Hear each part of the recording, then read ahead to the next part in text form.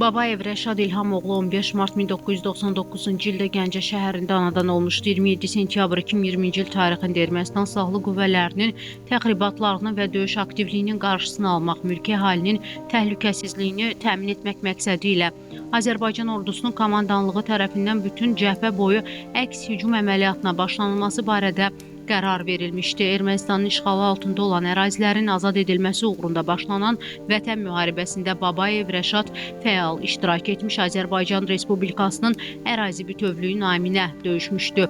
O, Xocavənd rayonunun Hadrut qəsəbəsi istiqamətində, həmçinin Füzuli rayonu, Qubadlı rayonu və Xocavənd rayonu uğrunda gedən döyüşlərdə iştirak etmişdi. 9 noyabr 2020-ci il tarixində Xocavəndin azadlığı uğrunda gedən döyüşlərdə şəhidlik zirvəsinə ucalmışdı.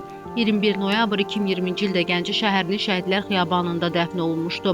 Babayev Rəşad İlhamoğlu Prezident İlham Əliyevin sərəncamlarına əsasən Vətən uğrunda döyüşdə fərqləndiyinə görə və Xocavəndin azad olunmasına görə medalları ilə təltif edilmişdir.